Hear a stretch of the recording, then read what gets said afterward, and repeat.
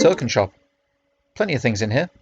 What, in my opinion, you're going to want to you'll want to prioritize is the masteries.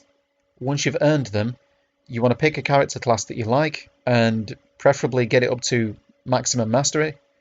Well, they are known as masteries. I tend to think of them as character classes because a lot of them align in some way to some, archetypal character class. They are officially masteries. But every time you purchase one of these, you will gain an ability, and then every time you purchase the next stage of them, that ability will gain other abilities, or rather, that mastery will gain other abilities. The other things you want to purchase in here, you want to buy some legendaries if you'd like to use those legendaries. Fake mustache, you're going to want to get that bad boy out. Avatars, yeah, buy them if you like them, but don't buy them at first. There are better things to spend your cash on, honestly. The same for inventories. I've purchased none of these, and holographs. Again, I haven't bought any of them yet. Upgrades, some of them are useful. Tokeneer, it will warn you don't buy it if you're a new player. The odds of you get, even with Tokeneer in play, the odds of you getting tokens on the board are quite slim, so don't worry about that one too much. In fact, honestly, you could buy that last, really wouldn't make a difference. Specialist, gain a favour slots, that just applies to the slots up here. So I can say I want to prioritise dowsing rods. I can click on this, and I believe I can remove it as a favourites.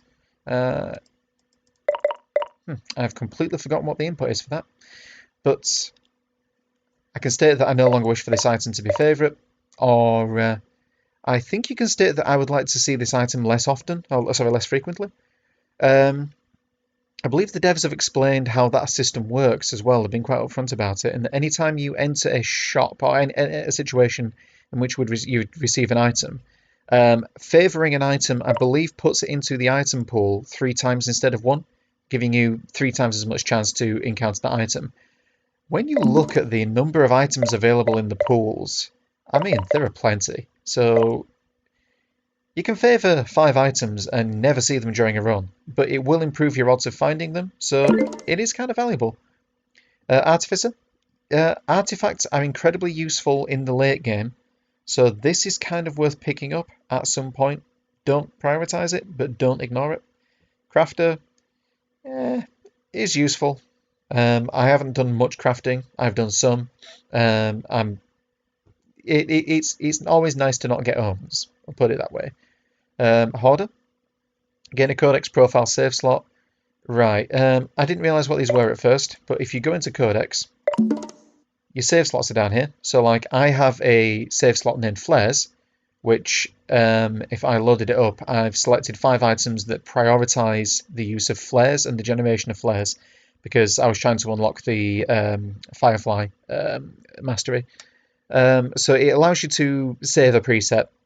It's useful if you play it in a lot of different ways and don't want to dig through the codex, or effectively, or you could substitute Hoarder with a piece of paper that has your favourite items on it. But they are tokens and spend them how you like.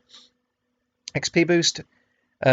Yeah, you earn double XP for the next 10 stages. You don't get to choose when you activate that. Once you bought it, it's in play.